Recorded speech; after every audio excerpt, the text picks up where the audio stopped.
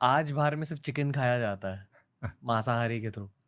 पर उस जमाने में महर्षि वाल्मीकि ये कह रहे हैं कि डियर मीट और पीकॉक मीट भी खाई जाती थी। हाँ, और लंका में भी वर्णन है, जब हनुमान जी सीता जी को ढूँढते हुए रावण के कक्ष में गए थे, वहाँ भी उन्होंने हर प्रकार का मांस देखा, मदिरापान हुआ था, नीचे गिरी हुई थी। और अभी जब मैंने बताया सुबह रावण सीता जी से मिलने आया था, तब सुबह के समय भी उसके पीछे-पीछे कुछ स्त्रियाँ पानी के साथ मदिरा भी लेकर चल पड़ी थीं। उफ, okay. Lens into ancient India. हाँ, okay, moving on to the next chapter sir.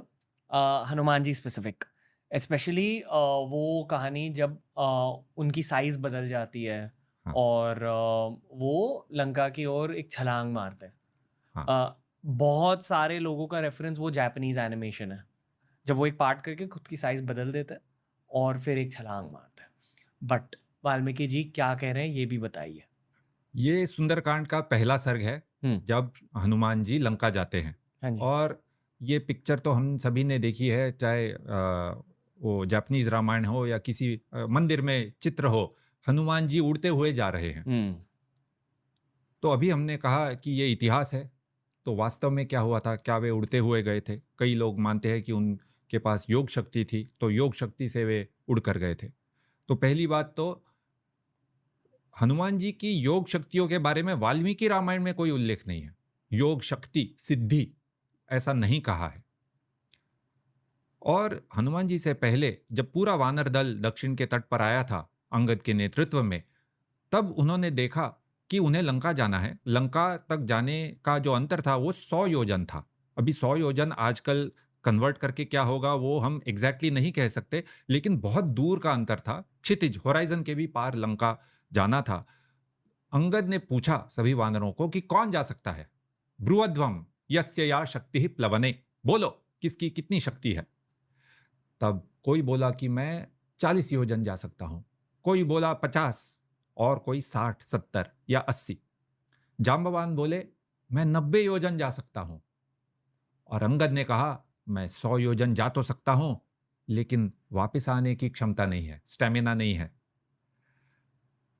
तब तक हनुमान जी चुप बैठे थे। हम जानते हैं बाद में जामवान ने उन्हें प्रेरित किया और फिर वे चल पड़े। लेकिन मैं इसलिए बता रहा था ये कि हनुमान जी ने जो किया वो अन्य वानर भी कर सकते थे, 100 योजन तक नहीं, लेकिन कर सकते थे। तो अगर उनके पास योग सिद्धियां थी तो क्या अन्य वानरों के पास भी योग सिद्धि थी? तो ये समझने वाली बात है। हुँ। और योग सिद्धियों का तो उल्लेख है नहीं। हुँ। तो वे गए कैसे? वाल्मीकि रामायण में आपको हैरानी होगी, वाल्मीकि जी ने बताया है कि वे तैर के गए थे। और जो उनकी तकनीक थी उसे आज हम कह सकते हैं बटरफ्लाई स्ट्रोक। वाह! हाँ, उड़ने का भी उल्लेख है। मैं इसको थोड़ा डिटेल में बताता हूँ, क्योंकि अगर आप पढ़ने जाएंगे तो आपको दोनों रेफरेंस मिलेंगे, तैरने के भी और उड़ने के भी। तो उसे समझना कैसे है वो देखते हैं। ओके। ठीक है, मैंने कहा बटरफ्लाई स्ट्रोक आप जानते हैं रफली ये कैसे होता है। हाथ पानी से बाहर निकालते हैं हम, ऊपर उठते हैं, फिर हाथ से पानी पीछे धकेलते हैं, हुँ। पैरों से भी वार करके वी गेट मोर बूस्ट, हुँ। और सर जो होता है वो पानी में नीचे जाता है, और फिर हम ऊपर उठ के ऊपर देख के सांस लेते हैं। ठीक है, इसको हम देखते हैं वाल्मीकि जी ने किस प्रकार बताया है। फिर से मैं कुछ श्लोक दिखाना चाहूंगा आपको। ओके। हाँ, तस्याम बरगतौ बाहु ददृशा ते प्रसारितौ पर्वताग्राद विनिष्क्रांतौ पंचास्याविव पन्नगौ। आकाश में फैलाई गई उनकी दोनों भुजाएं ऐसी दिखाई देती थीं मानो किसी पर्वत के शिखर से 5 फन वाले 2 सर्प निकले हुए हों। हुँ।